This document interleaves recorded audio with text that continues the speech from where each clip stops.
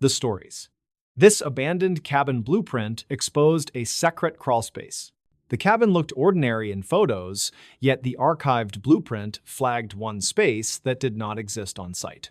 Local records listed a one-bedroom layout, but the drawing showed a narrow service void marked beneath the living room. Silas Bergen was 36, and he worked as a county compliance inspector who handled delinquent properties before auction.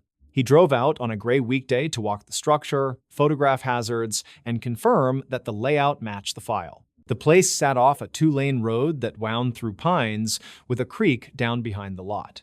The roofline sagged over a porch stripped of rails, and the windows held plastic sheeting taped from the inside. He unlocked the door with a temporary code from asset management, and he called out to clear the space. The air smelled like wet wood and dust, and a fleck of ash drifted when he stepped on a warped plank. His plan was simple: walk clockwise and document each room, then compare notes to the blueprint. He had a body cam that synced to a phone, and he kept a paper checklist clipped to a thin clipboard. The front room matched the drawing in size, yet the joists underneath felt different when he tapped the floor. The sound was dull near the hearth, then strangely hollow near the wall that faced the porch. He paused and studied the print, which carried a date stamp from 1996 and a contractor name. The sheet showed a 6-foot by 3-foot chase for ducting, labeled unfinished, with access from a panel. There was no panel visible, and there were no vents large enough to match the dimensions. He measured along the baseboard with a tape, then marked the chalk line where the void should begin. Silas had done 100 inspections, and he knew when a wall tried to hide something. He set a small level against the trim, then noticed the paint edge looked newer than the room around it. He kept going through the kitchen, where a backed-up sink had left a ring around the basin. A calendar on the wall had pages stuck together, all from 2002, with a fishing cartoon printed on top. He took photos of the wiring, which showed cloth wrap at the outlets, and a modern breaker added later. The breaker ran a separate conduit along the sill, then vanished behind the same living room wall. That mismatch bothered him, so he called the records clerk who had pulled the blueprint the day before. She was retired, but still contracted hourly, and she said the sheet came from a permit request that was never finalized. She added one strange footnote from the parcel folder, which she read out in a careful voice. A handwritten note stated that a neighboring caller reported periodic hammering at night, then sudden silence before daybreak. Silas thanked her, then he checked the porch wall again, and he laid on the floor to sight the baseboard. A thin seam ran under the lowest plank, and a pothook sat in the floor beside the hearth bricks. He tugged the hook, and nothing moved, but the plank next to it shifted slightly when he leaned. He slipped a pry bar under the edge and felt the hidden nail heads give a little under pressure. He stopped and photographed everything, then he made a note to treat the space like a confined area. He lifted the plank a few inches, and the smell from below was cool and mineral, like a cellar after rain. A rectangular cavity dropped 4 feet, then leveled into a crawlspace that ran along the living room footprint. The sides were lined with old plywood, and someone had stapled foil-faced insulation in a patchwork grid. He climbed down with gloves, then took a careful crawl on elbows while the body cam light cut the darkness. Dust turned to packed silt, and the foil rustled against his jacket whenever his shoulder grazed the wall. 5 feet in, the crawlspace opened into a small wedge where 2 joists had been doubled. A wire ran across the wedge and disappeared through a hole toward the porch, wrapped in black electrical tape. He traced the wire with a finger, then backed out and stepped onto the porch to search for the exit. The wire emerged under the porch bench, fed into a steel box, and terminated at what looked like a switch. The switch was taped into the off position, and the tape had a date written on it, 2005. Next to the switch, a second small box sat empty, with screw marks around a rectangle that once held something. He documented both boxes, then returned to the living room and eased into the void again. The path hooked left and began to slope down, as if someone had carved a shallow ramp under the wall. At the bottom of the ramp, he found a round hole cut cleanly through a concrete footing. The edge had been brushed with some kind of sealant, and faint black scuffs ran along the rim like scrape marks. He slid his phone through the hole and snapped a burst of shots while the flash bounced off damp earth. The images showed a low chamber beyond, supported by sandbags, with a lattice of pallets stacked into a platform. He measured the diameter of the hole with the tape, then radioed his office line to note the confined entry. He did not squeeze through, but he reached his arm further and felt air moving from the chamber. That air smelled like creek water and old leaves, which suggested a connection to the drainage cut behind the lot. He crawled out and circled the property line until he reached the bank where the creek curved north. There, he found a culvert from the road ditch that emptied toward the creek, with riprap hiding several small cavities. One cavity had a plywood face painted to match the stones, and the bottom edge hung loose in the mud. Silas lifted the panel and saw the pallet lattice that matched his phone photos from the interior side. It formed a short tunnel that led back toward the footing hole, shielded from view by the stones and brush. He photographed the culvert from the roadside, then returned to the porch and sat on the step to think. The blueprint had shown a void, and here it was, but the finishing work suggested someone had expanded it well beyond code. Before he called anyone, he walked next door to the only occupied house, a retired welder named Arlen Pike. Arlen was 70, and he looked careful the way men do after years of measuring metal with their eyes. Arlen said the cabin had belonged to a seasonal caretaker who used to plow the track in winter. He remembered hearing light clanking late on some nights, like tools hitting pipe, then a truck idling near the turnout. Silas asked if anyone had lived there after the caretaker left, and Arlen shook his head. He said the place sat empty for years, then one spring, the porch got new paint, and then the power went off again. Arlen added that the road had seen a string of petty thefts around 2005, according to a local newsletter. Coolers, gas cans, and toolboxes disappeared from pickups at the turnout while people hiked the trail.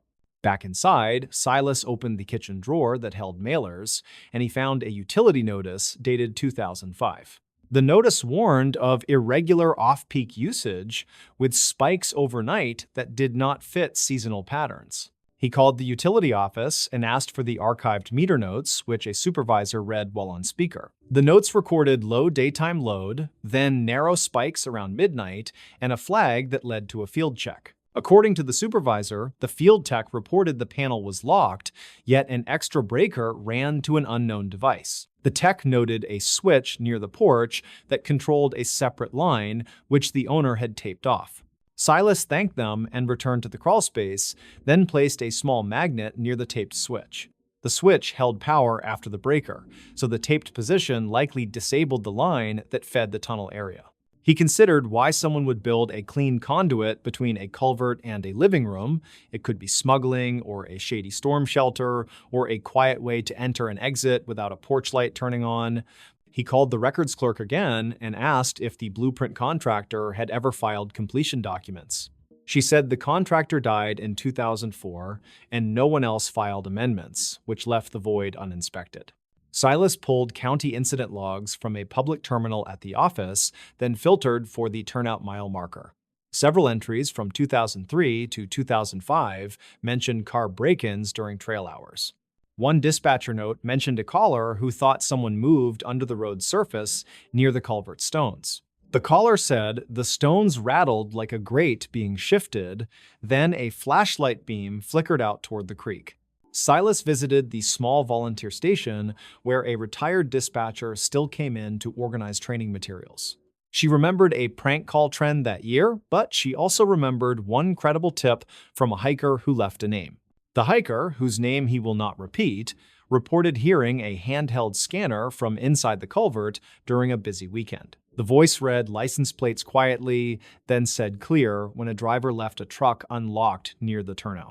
Back at the cabin, Silas checked the crawl again, and this time he saw faint letters printed on the foil facing. The letters matched a brand of insulated soundboard used in rehearsal rooms to dampen noise without thick walls. He scanned the chamber beyond the footing hole one more time and noticed zip tie heads gleaming along the pallet edges. The ties secured a cable run that likely held a small camera at culvert height aimed at the turnout path. He followed the cable to a break near the pallet mouth where critters had chewed through and left frayed copper. There, he also found a torn plastic sleeve that once held memory cards stuck in the silt beside the beam. Silas collected nothing, but he documented every detail from 4 angles, then filed a report that afternoon. The report asked for a confined space entry team to clear the chamber, then to photograph any equipment left inside. The team scheduled for the next morning, and Silas returned to watch them work while he stood above the crawl. They suited up with masks, slid in carefully, and passed up 4 items, all tagged and bagged for inventory. The items included a small VHF scanner, a smashed action camera, a handwritten log, and a lock with a cut shackle. The log listed dates, truck descriptions, and short notes like cooler, gas can, or tool chest, all marked with times. At the bottom of the log, a few lines mentioned a code word he had heard on the dispatcher note. The writer kept track of the word clear after reading a plate quietly, which matched the hiker account from that season. Silas wrote an addendum that evening that tied the blueprint to the crawlspace and the culvert method. He mapped the route from turnout to pallet chamber, then to the footing hole and the living room lift point. It was crude, yet it was efficient for someone who needed to vanish when headlights turned down the road. A person could slip under the riprap, cut the feed with the switch, stash gear, then rise through the floor and wait out patrols. 2 weeks later, the county closed the chamber with concrete, and asset management stripped the porch to studs.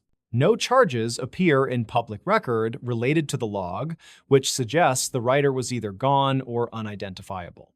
Arlen watched the work from his fence and said it explained the trucks that idled without drivers toward midnight. He said he had chalked it up to fishermen, but the old culvert trick made more sense when joined to the blueprint. Silas requested the utility to send him a copy of their night spike graph for his file notes. The graph showed narrow peaks around midnight, which matched the switch relay cycling, while equipment ran briefly under the floor. Years later, people still hike that turnout, and most know nothing about the pallet chamber under the stones. The cabin has new owners who kept the footprint, yet they asked the county to certify the slab as filled and sealed. The story holds because the file trail fits together and the parts line up with patient logic rather than thrill. A retired dispatcher kept the hand note that matched the log, and a utility supervisor verified the meter pattern. Silas keeps a copy of the 1996 blueprint in a drawer, with the voids circled and dated in fresh ink. He says the strangest things in his job are the simplest, like a floor that sounds wrong when you tap it carefully. He never found a name to attach to the log, and there was no need to guess beyond the evidence. It took a thrift store scanner, a pallet stack, and a switch by a porch bench to run a silent route. The blueprint did not expose a treasure, and there was no buried room filled with cash, which makes it credible. It revealed a crawl space that served as a passage, built after a contractor died, and used for quick escapes. If anyone asks why the story stayed quiet, the answer is practical, and it does not involve secrecy or fear. The chamber is sealed, the turnout is patrolled, and the lesson remains written on a sheet that outlived its builder. He still taps floors on inspections and listens for that hollow change that means someone altered a plan. Most houses tell on themselves if you let them, and a blueprint can whisper where a person once chose to hide. The robber who never touched the floor and never got caught. In the winter of 1987, when snow fell like whispers over the city of Pittsburgh and street lamps flickered beneath a sky heavy with clouds, a man named Thaddeus Vale moved through the shadows with a silence so complete it defied belief. He wasn't tall, nor was he broad, just 5'9", wiry with fingers long enough to dance across piano keys or slip between window frames without a sound. His eyes, a pale gray like thawing ice, missed nothing. And though he stole from banks, jewelry stores, and even the homes of the wealthy in Shadyside and Fox Chapel, no one ever saw him run, no one ever heard his footsteps, and not a single footprint was ever found leading away from the scene. Before we begin, tell me, where are you listening from, and what time is it there? It started on a night thick with fog, the kind that clung to coat collars and muffled the distant wail of trains along the Monongahela River. The date was December 18th, just 3 days before Christmas. The First National Trust on Fifth Avenue had closed at 5, its vault sealed, alarms armed, security guards patrolling in pairs. Yet, by 10 past 2 in the morning, someone had bypassed every system without tripping a wire, without leaving fingerprints, without setting off motion detectors calibrated to sense the flutter of a moth's wing. What they found the next morning chilled the blood of the manager, a man named Harlan Wexford, who arrived at 6:30 sharp with coffee steaming in a paper cup. The front door was locked. The glass unbroken, the alarm panel glowed green, fully operational, but inside, the vault stood open, its steel door yawning wide like a slack jaw. $200,000 in cash, mostly 20s and 50s, bundled in rubber bands, was gone. Also missing, a collection of rare gold coins appraised at over 400,000, belonging to a reclusive collector from Sewickley. And yet, there were no signs of forced entry, no scuff marks on the floor, no grease on the keypad, nothing. Only one thing puzzled the investigators more than the theft itself, the surveillance footage. On the tape, recorded from a camera mounted high in the corner of the lobby, there was no intruder, just darkness. Static.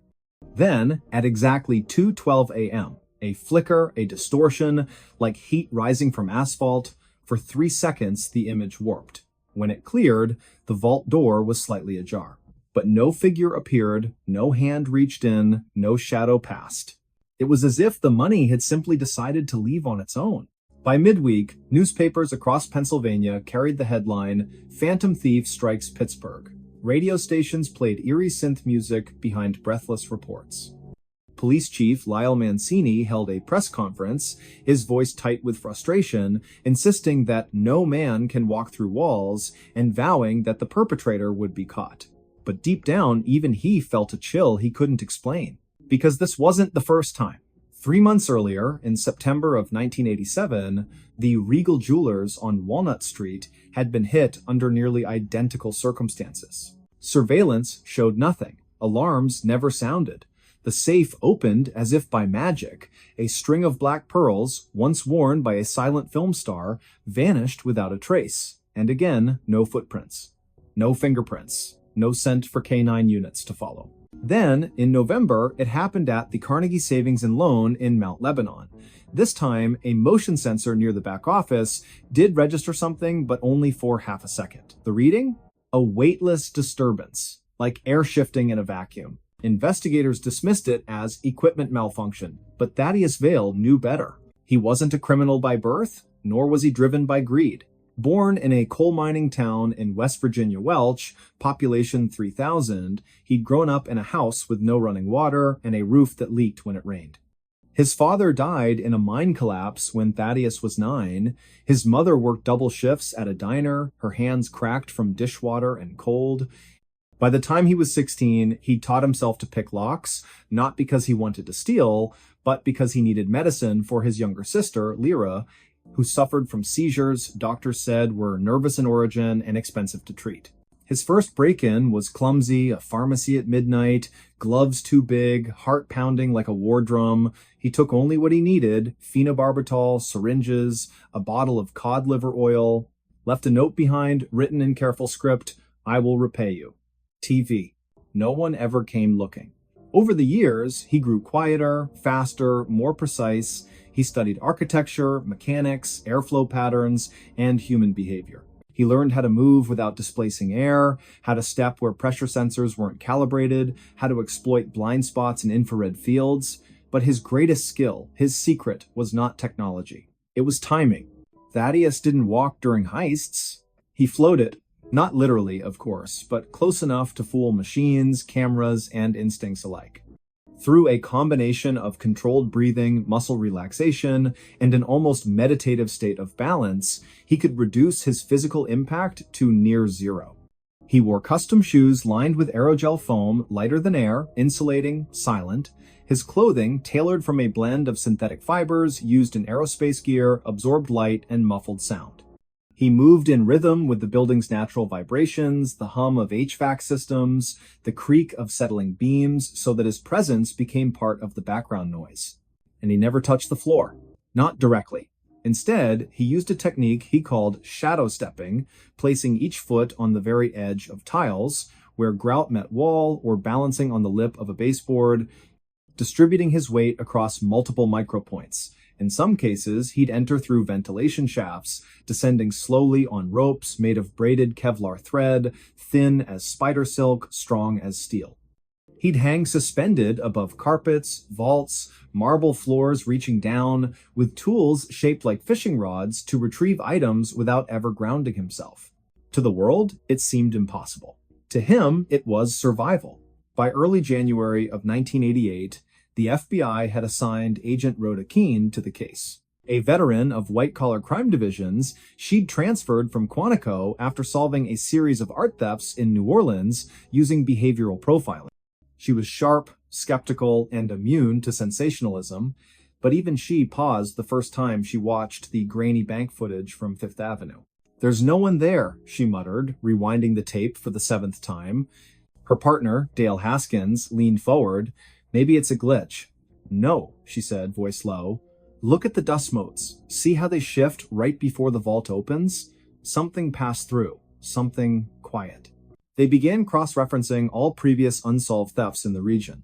8 in total, dating back to 1984. All shared the same pattern: no entry, no exit, no evidence. And in 6 of them, weather reports mentioned unusually dense fog on the night of the crime. Coincidence? Possibly. But then, on January 15th, 1988, the unthinkable happened again. This time, it was the home of Arthur Pembroke, a retired steel magnate living in a gated estate in Sewickley Heights. The mansion had 20 rooms, a private gallery, and a security system designed by a former CIA contractor.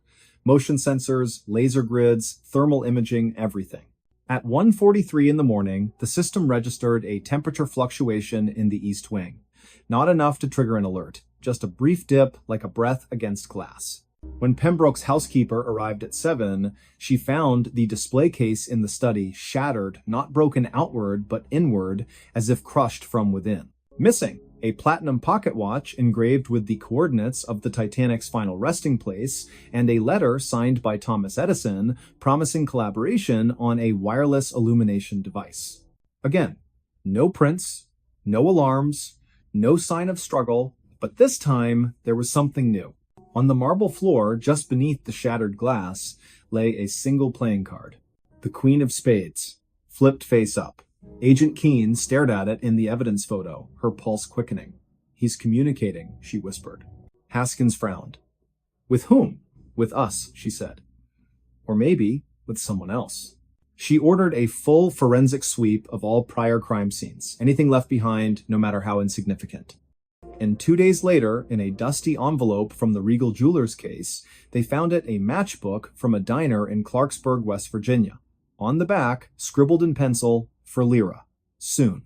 Keene traced the diner's records. Only one person had asked for directions to Welch that week, a man matching Thaddeus Vale's description, paying an exact change, wearing a long coat and sunglasses despite the overcast sky.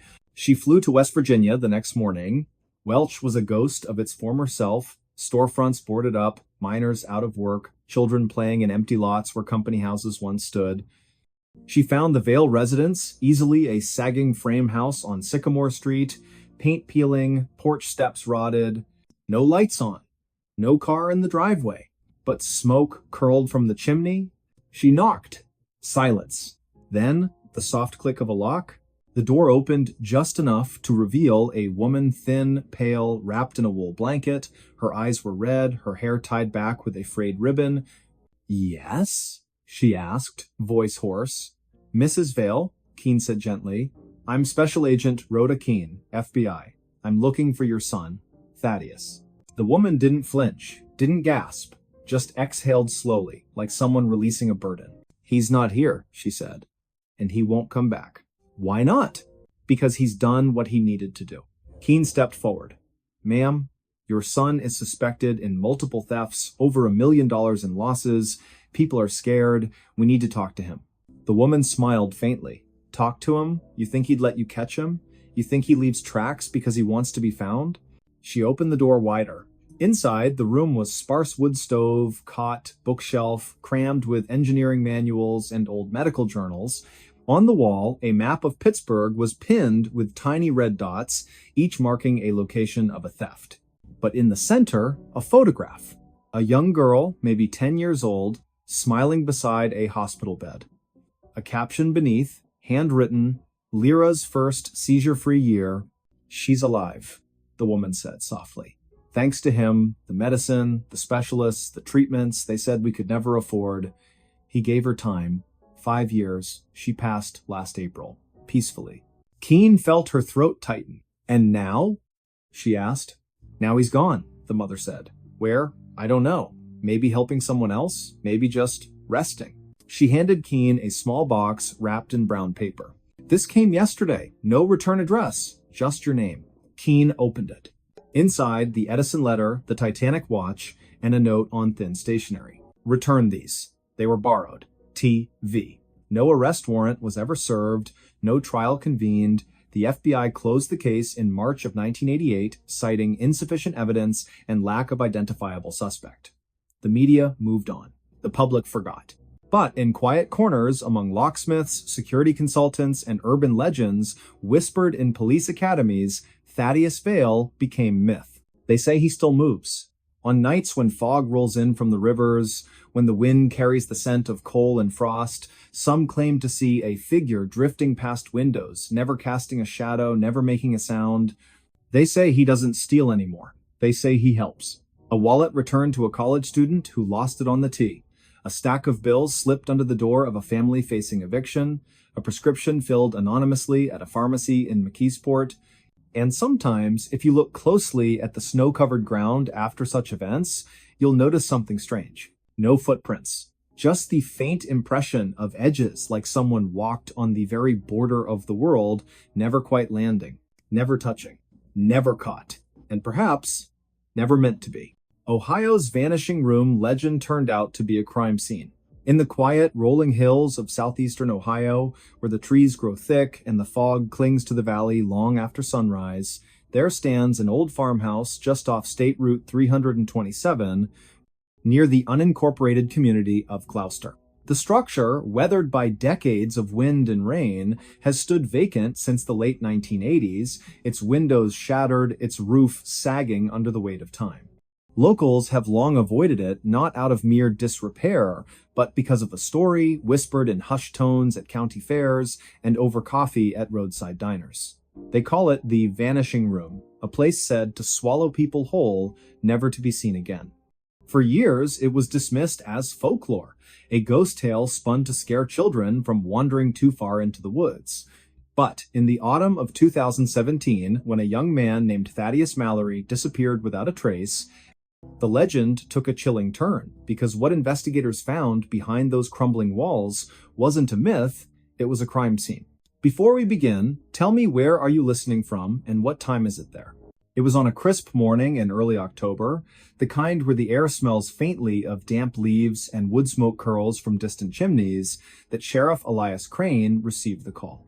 A missing person report had been filed by the elderly aunt of Thaddeus Mallory, a 23-year-old aspiring photographer from Athens, Ohio. Thaddeus had told her he was going to explore some abandoned properties for a photo series titled Forgotten Corners.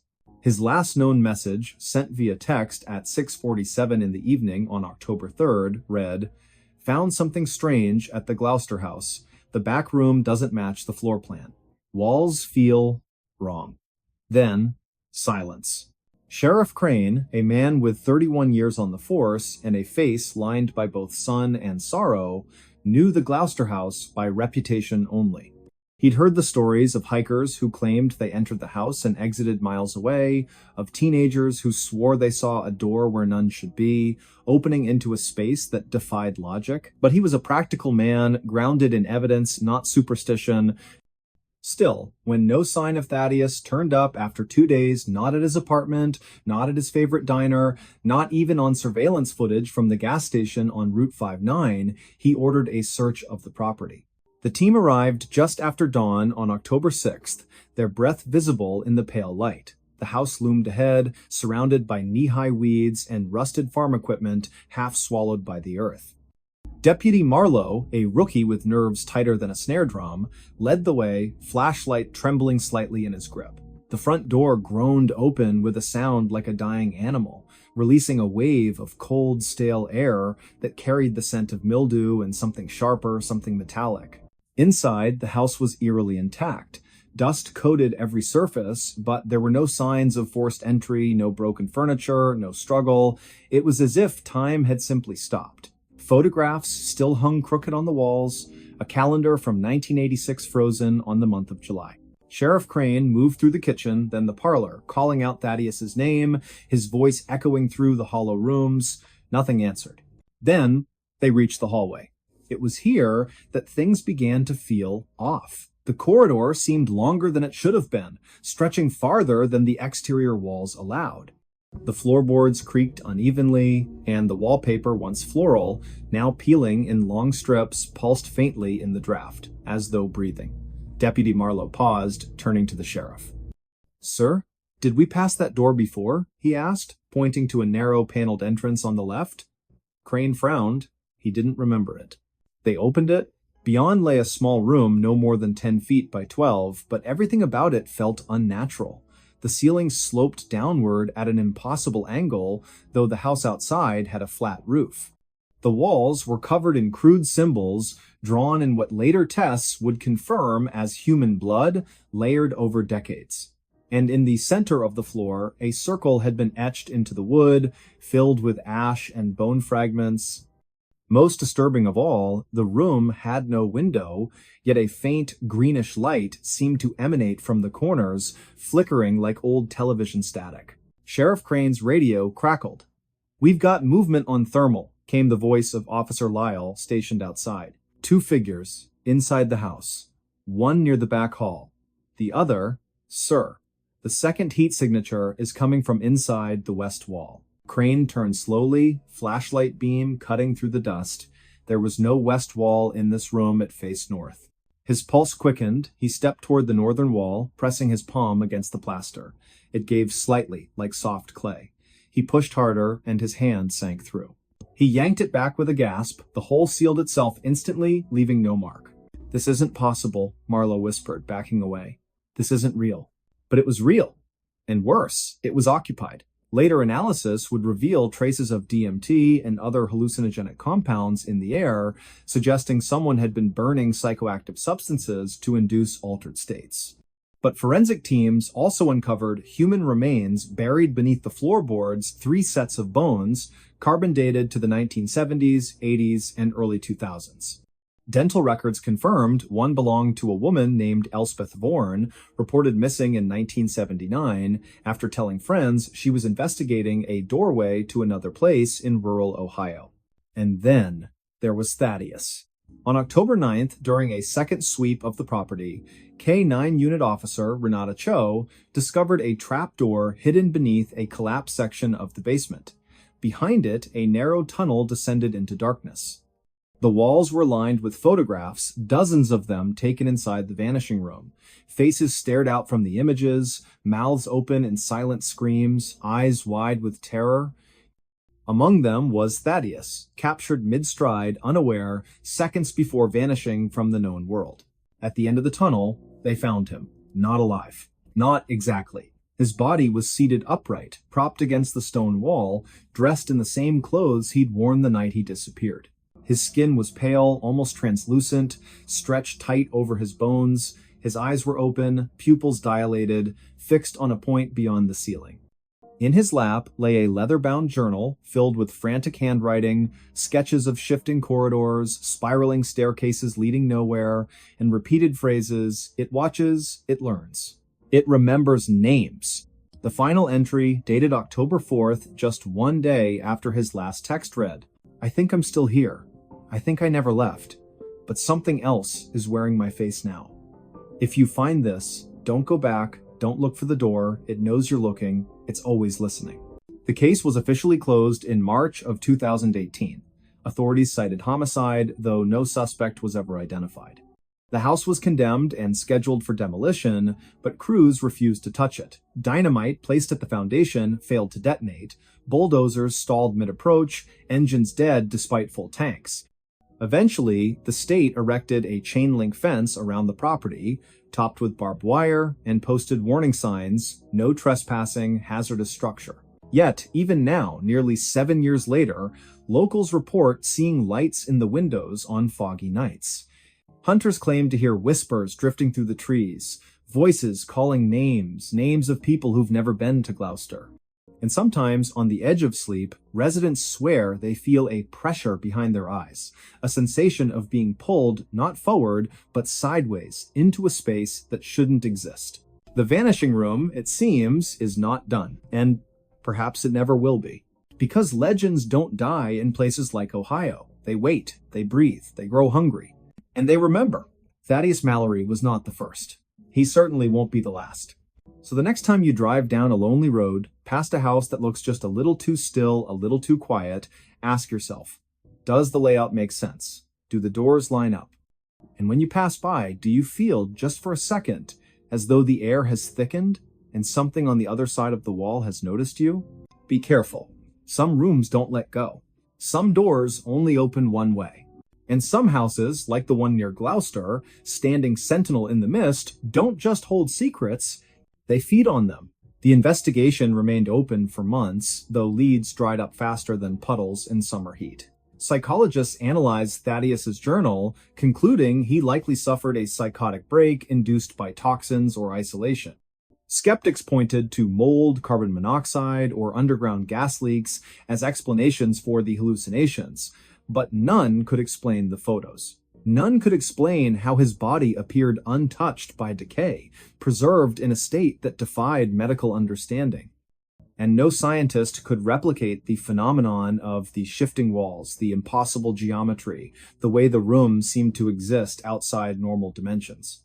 Dr. Corvin Hexton, a parapsychologist from Case Western Reserve University, visited the site in May of 2018. He brought with him electromagnetic field detectors, infrared cameras, and a team of graduate students. They spent 3 days collecting data. On the evening of the third day, Hexton entered the vanishing room alone, determined to meditate and record any anomalies. He never came out. Search parties combed the area for weeks.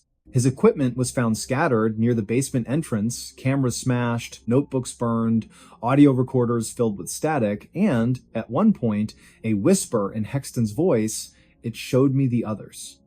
They're still walking. They don't know they're dead. After that, the state declared the property off-limits indefinitely.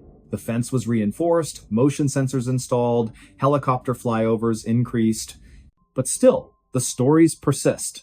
In 2022, a drone operated by a storm chaser caught footage of the house during a thunderstorm. In one frame, clear, undeniable, the back door opens.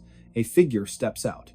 Tall, thin, wearing a coat that flaps in a wind no one else feels. The face is blurred, distorted, as if reality itself refuses to focus on it, and in its hand, it holds a camera. Thaddeus's camera. The video went viral, then vanished from the internet within hours, pulled by unknown authorities. The storm chaser claimed he received a visit from men in dark suits who said nothing, only handed him a sealed envelope and left. Inside was a single photograph, his own face, taken from inside his bedroom sometime during the night. No one believes him, but those who've studied the vanishing room know the truth. It doesn't just take people, it replaces them, and the ones who come back aren't really back at all. They're echoes. Echoes with instructions. Now consider this. When you walk through your home, do you count the doors? Do you notice if the hallway feels longer today than it did yesterday? Have you ever stood in a room and thought, just for a moment, that the walls leaned in slightly, as if listening? Because somewhere, deep in the heart of Ohio, a room waits. A room with no right to exist. A room that remembers every footstep, every breath, every name spoken within its walls. And if you listen closely, on the very edge of silence, you might hear it. Not a creak, not the wind, but a whisper, calling yours. This desert town exists to hide something. The night siren proves it. The sun had long since collapsed behind the jagged teeth of the Sierra Lomitas, painting the sky in bruised purples and fading oranges, when Elias Thorne first stepped onto the cracked asphalt of Drywater Junction. The air hung thick with dust and silence so deep it pressed against the eardrums like cotton soaked in oil. No crickets, no wind, not even the distant hum of a generator broke the stillness. Just the soft crunch of Elias's boots on gravel and the slow creak of a rusted sign above him that read, "Welcome to Drywater Population 17." That number, he would later learn, was not quite accurate and never had been. Before we begin, tell me, where are you listening from and what time is it there? It was late September in the year 1997 when Elias arrived, a geologist contracted by the Bureau of Land Management to assess subsurface erosion patterns near the Mojave Fringe. He wasn't supposed to stay longer than 3 days. But Drywater had other plans. The town clung to the edge of the desert like a scab, refusing to heal wooden shacks leaning at odd angles, their windows boarded or shattered, paint peeled into ghostly curls.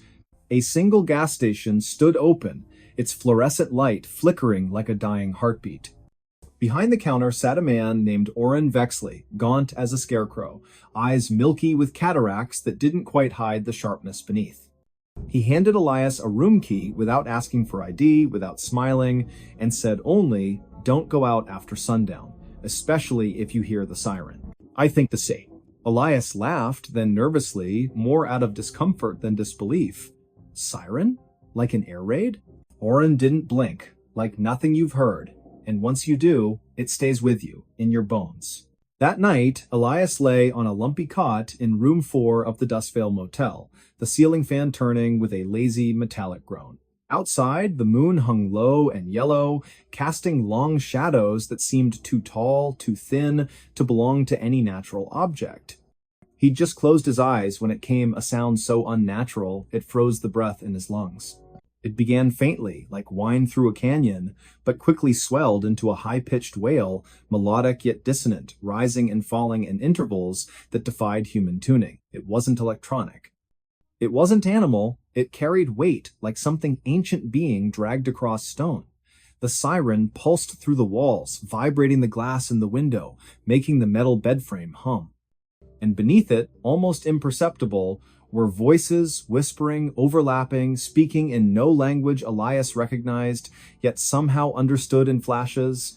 "They watch from below," one seemed to say. The hollow ones, remember. He bolted upright, heart hammering, sweat slick on his neck. He reached for the lamp, knocking over a glass of water. The siren stopped instantly. Silence crashed back like a slammed door. No birds, no footsteps, nothing. He waited nearly an hour before daring to peer outside. The street was empty. But in the dirt, beside the motel's foundation, something caught his eye: footprints. Small, barefoot, too narrow to be human. They led from the edge of the lot toward the dry riverbed, vanishing where the sand turned black and glassy, as if scorched by fire. The next morning, Elias tried to ask about the siren at the diner, the Rust Spoon, a dim place with cracked vinyl booths and coffee that tasted like burnt rubber. A woman named Merelda Cray sat nursing a cup, her hair pulled back so tightly it made her cheekbones look like knife edges. She looked up when Elias mentioned the sound. "You heard it," she said flatly, not a question. "I did. What is it? Some kind of test? Military?" Merelda set her spoon down with a click. "The siren calls them, brings them closer. We used to have a curfew during the war, World War II, 1943, when the army came through. Built something underground, said it was radar, but the siren started then. First time, then stopped for years, came back in 1978, again in 1989. And now it sings every few nights." Elias frowned. "Who built it?" She leaned forward, voice dropping. "Not who, what? They weren't soldiers, not all of them. Some wore uniforms, yes, but others moved wrong. Too smooth, too quiet. One of them, he had no shadow." Elias wanted to dismiss her as paranoid, superstitious, but the footprints, the silence, the way the townspeople avoided certain streets after dark. And Orrin, when questioned, simply muttered, "We keep the lights off, we don't answer doors, and we never, ever whistle at night." Curiosity became obsession. Over the next week, Elias combed through the county archives in nearby Blythe, though most records from the mid-20th century were missing or burned. What he found instead were fragments, a classified project codenamed Operation Hollow Veil, referenced in a declassified memo from the Department of Defense dated March of 1944. Mentioned briefly, acoustic resonance experiments conducted in isolated zones intended to disrupt enemy signal propagation, but the location was redacted. Only a grid coordinate remained, plotted directly beneath Drywater Junction. He returned with a ground-penetrating radar unit borrowed under false pretenses. Working under cover of darkness, he scanned the area near the old rail spur, half a mile east of town. At a depth of 230 feet, the machine picked up a vast hollow chamber circular, approximately 300 yards in diameter. And inside, intermittent pulses of energy, rhythmic, like a heartbeat. Then, on the seventh night, the siren returned, louder than before. This time, Elias was ready. He recorded it on a reel-to-reel tape recorder, the kind used for field seismology. As the sound poured from the speakers in his motel room, slowed to half speed, the whispers emerged clearer. Not words, more like impressions, layered beneath the tone. "We sleep beneath the salt," one seemed to convey. "The door must not open. The watcher is blind, but listens." And then, just before the tape ended, a child's voice, soft, trembling, said, "Daddy, why won't the stars come back?" Elias sat frozen, because that voice, he knew it.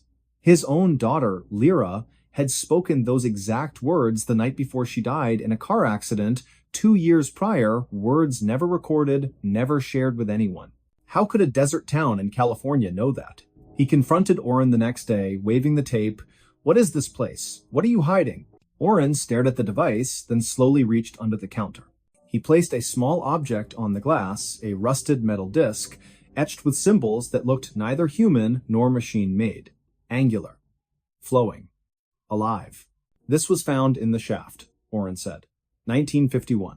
By a miner named Heston Pike. He went mad within a week. Spent his last days scratching equations on his cell walls. Said the siren wasn't a warning, it was a lullaby, meant to keep something asleep. Elias's hands trembled. Asleep? Oren nodded. Underground. Beneath the old test site.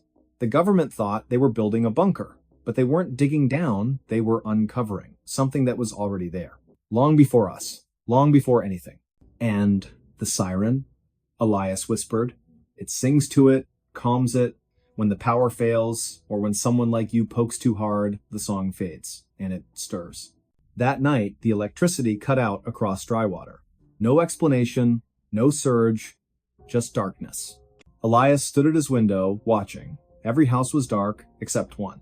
A small cottage at the edge of town, its porch light blinking in a pattern. 3 short, 3 long, 3 short. Morse code? SOS. But no one went to help. Instead, doors locked, windows shuttered, and from somewhere far below, a deep subsonic rumble began, felt more than heard, like the earth itself grinding its teeth. Then, faint at first, the siren rose again, this time not from the town, but from beneath it. And this time, it wasn't singing to keep something asleep. It was screaming because it had woken up. Elias grabbed his gear and ran for his truck. But as he turned the key, the engine wouldn't catch. Again. Again. Nothing. He looked up and froze. Standing in the middle of the road, silhouetted by the pale moon, was a figure. Tall, thin, limbs too long, moving with a jerking grace, like a puppet tested by invisible strings. Its head tilted slowly, unnaturally, until it faced him. No face, just smooth skin, stretched tight. And from its chest, where a heart should be the siren's melody, pulsed outward, vibrating the air, distorting the light. Elias stumbled back, falling against the truck. He fumbled for the tape recorder, pressed play. His daughter's voice echoed into the night. "Daddy, why won't the stars come back?"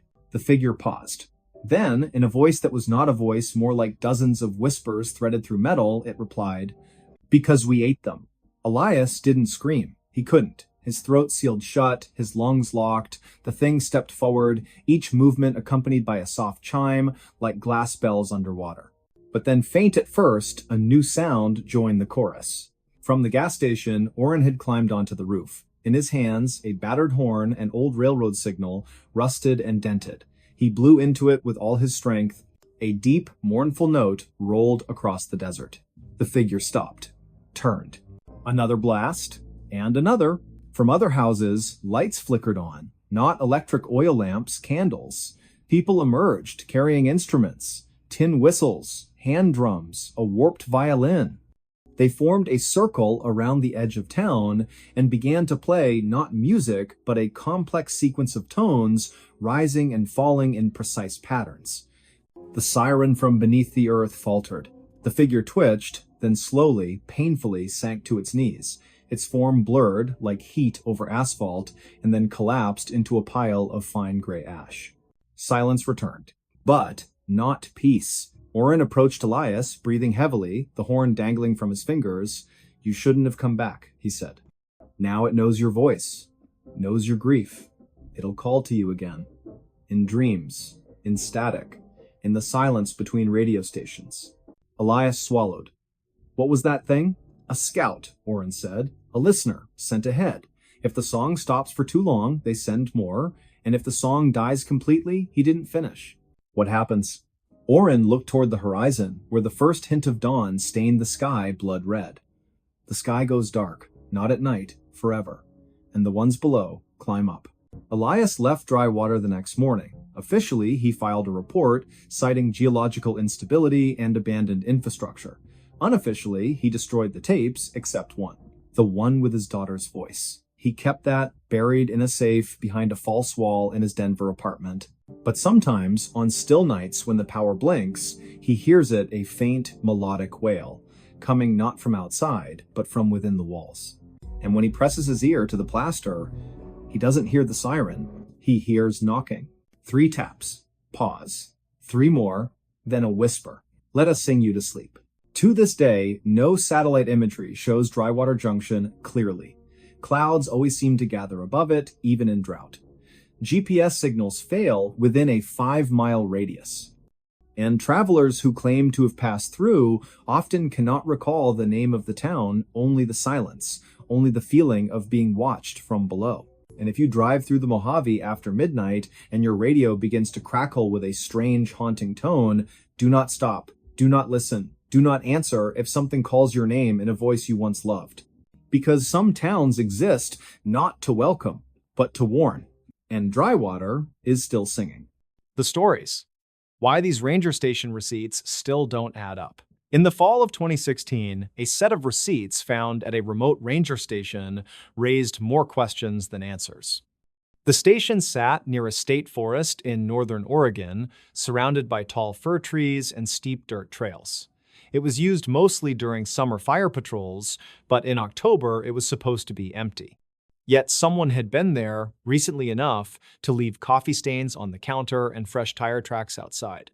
The main caretaker that year was a 41-year-old ranger named Ellis Grady.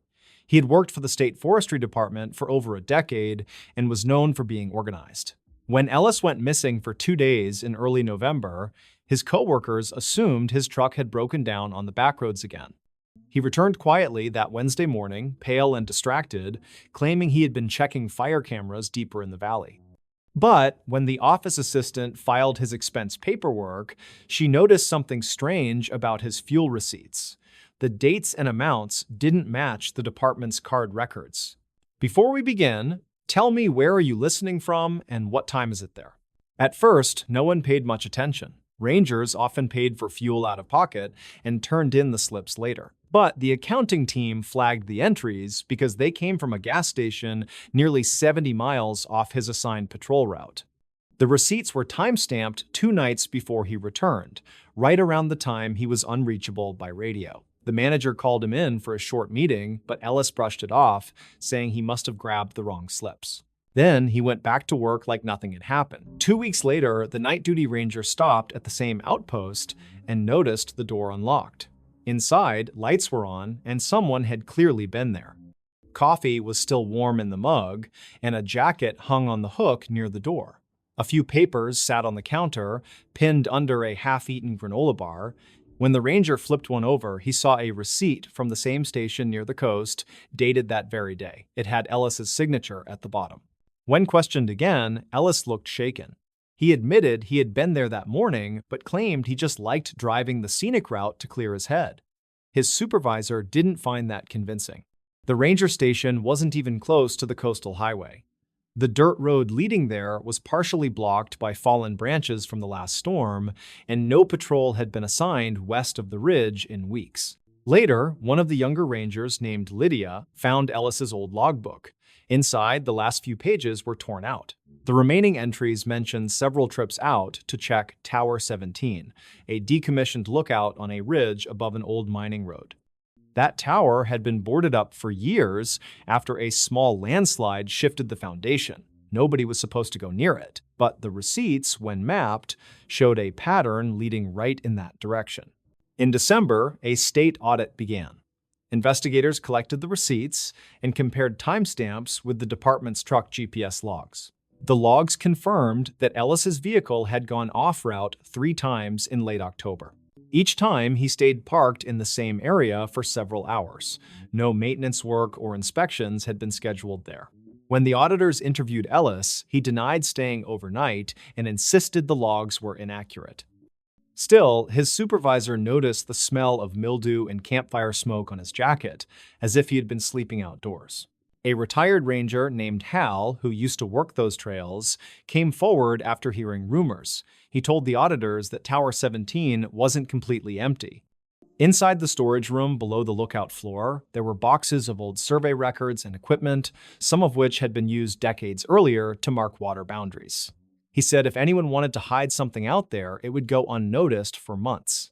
That prompted a small search. 2 rangers and a deputy hiked up to the ridge on a mild January morning. They found tire tracks that matched the department vehicle and a flattened patch of grass behind the tower.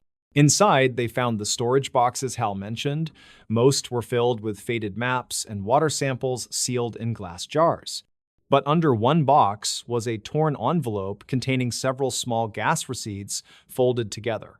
Each had Ellis's handwriting and the same coastal gas station stamp. When Ellis was told about this discovery, he reportedly said, "Then someone's messing with me." He claimed he had never been inside that tower and suggested maybe someone else had used his name. But handwriting experts later confirmed that the signatures were consistent with his previous expense forms. It wasn't conclusive evidence of wrongdoing, but it didn't make sense either. The total fuel listed on those receipts was more than his truck could even hold. The Forest Department quietly placed Ellis on leave while they continued looking into what he was doing on those off-route trips. They interviewed people from nearby towns, asking if anyone had seen a white government pickup in late October. A mechanic from a service station 20 miles south recalled a man in a ranger uniform buying fuel from a portable drum around that time. He couldn't be sure it was Ellis, but he remembered the guy paid cash and seemed in a hurry. By early spring, the case went cold. The department moved on, Ellis resigned, and the receipts were boxed up with the rest of the audit files. But in 2019, a new ranger named Theo discovered something while clearing out the same outpost. He found a metal coffee tin hidden behind a loose board under the counter. Inside were several folded papers, damp but legible. They were fuel receipts again, all from that same coastal station. The latest date was November 3rd, 2016, the night Ellis had gone missing. Each receipt had strange notes scribbled on the back. One read, "No radio past ridge." Another said, "3 lights south of tower." The handwriting matched Ellis's older logs. The department contacted him again, but he refused to comment. A few weeks later, he reportedly moved to Montana and stopped responding to emails. Since then, the receipts have been filed in the regional archive. Some employees still talk about the case, mostly as a cautionary tale. Every few years, new staff find copies during routine checks and bring them up again, wondering what he was doing out there. The gas station itself closed down in 2017, so no new records could be verified. The old cashier who worked there remembered a quiet man in uniform coming in several times that fall, always after midnight, always buying coffee and fuel, never talking much. No criminal charges were ever filed. The department concluded there wasn't enough evidence to prove misconduct, only inconsistencies in the paperwork. Yet to this day, those ranger station receipts still don't add up. Some say Ellis was running a side job with off-book fuel sales. Others think he was covering up something that happened near that old tower. But whatever the truth was, it remains buried somewhere in the hills beyond the ridge, where the radios still go silent and the trail signs fade away each winter. The urban legend that locals swear is real and won't talk about at night. In the hollowed hills of northern West Virginia, where the trees grow thick and the valleys swallow sound like secrets never meant to be spoken, there's a stretch of road locals avoid after sundown. Not because it's dangerous in the usual way, no sharp curves, no history of accidents, but because something walks there, something that doesn't belong. The road is called Hollow Creek Lane, winding through the unincorporated township of Gormley Mills, a place so small it doesn't appear on most maps, and so quiet that even birds seem reluctant to sing past twilight. Before we begin, tell me, where are you listening from and what time is it there? It was late autumn in the year 1987 when the first official report came in, not to the sheriff's office, but whispered between neighbors over cracked porcelain cups of black coffee. A woman by the name of Thalia Mercer, who lived alone in a weather-worn clapboard house just off Hollow Creek Lane, claimed she saw a figure standing at the edge of her cornfield one evening. She said it wasn't tall, not exactly, but wrung its limbs too long, its head tilted at an angle that made her stomach twist.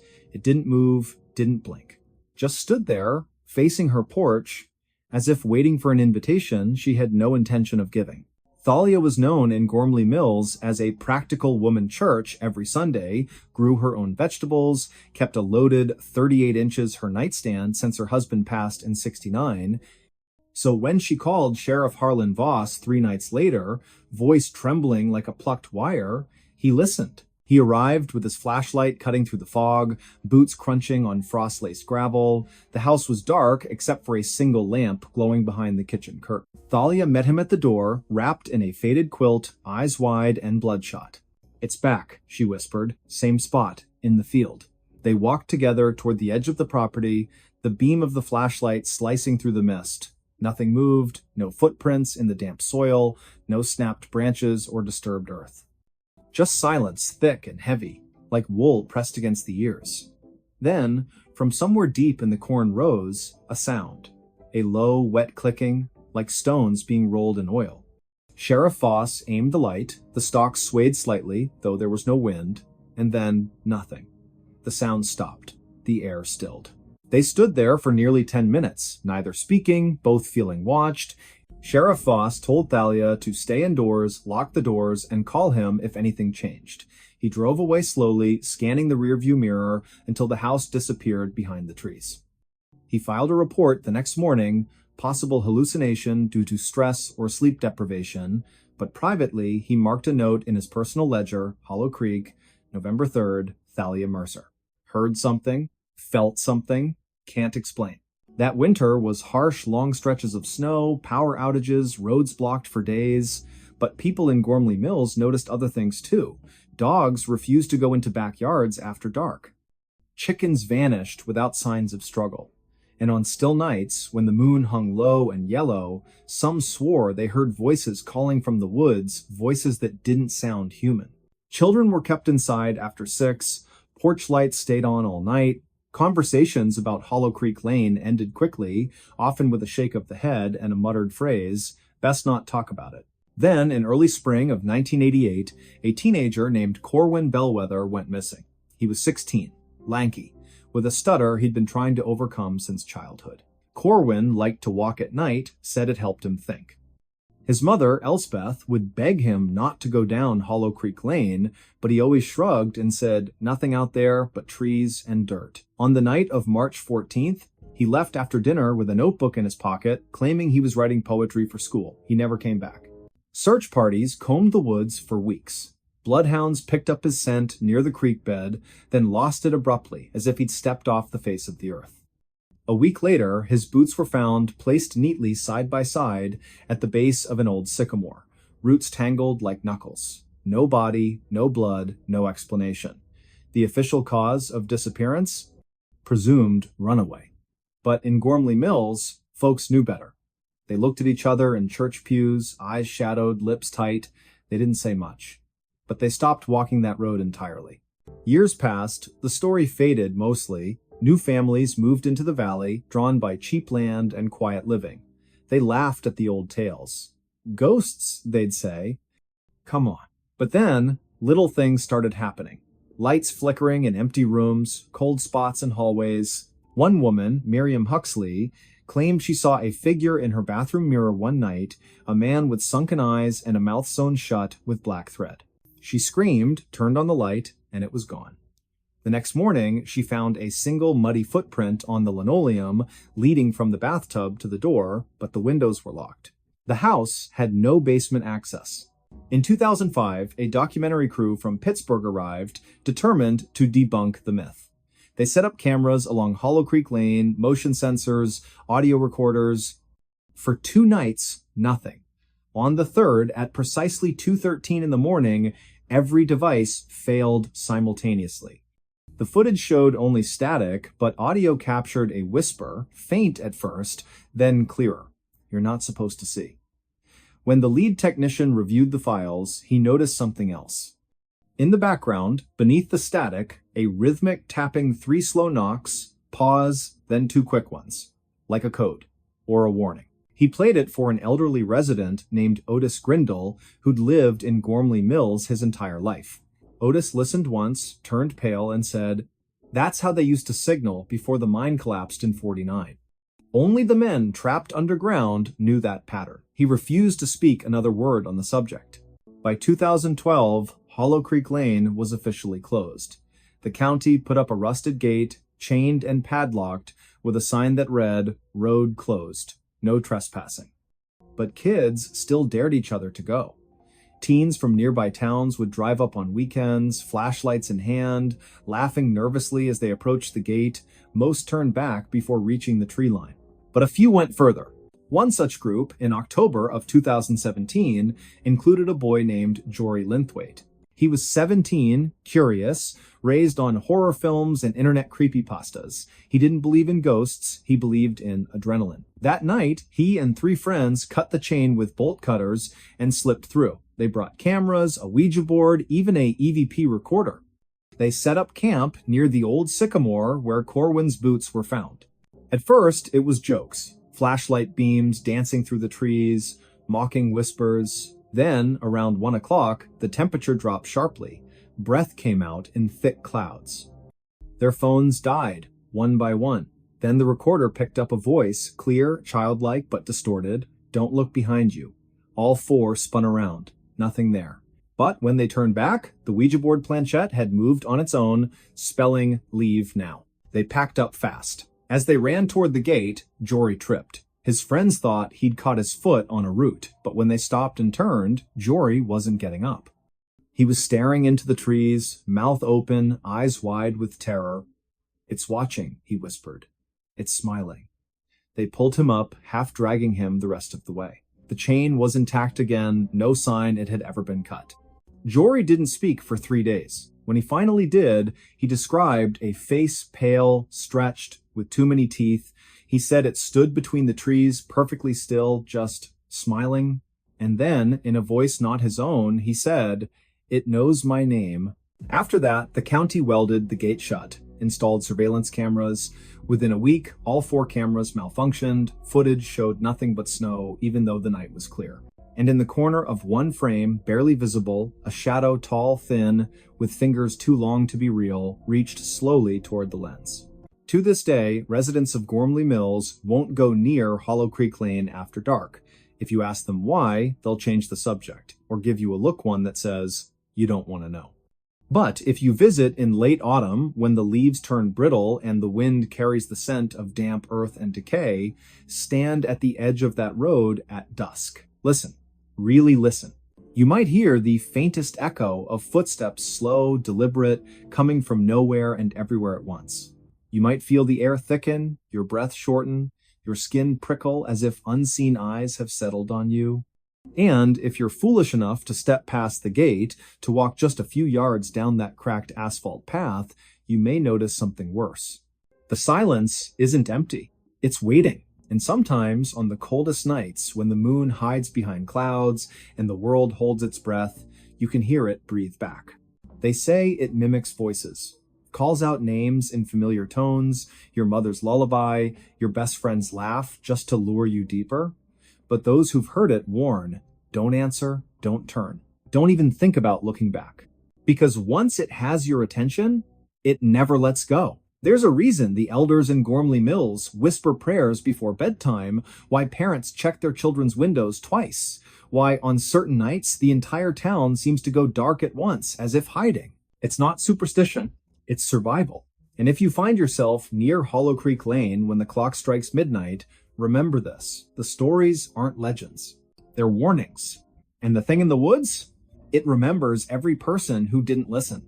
Even now, in the hush between heartbeats, in the space where shadows grow longer than they should, something stirs.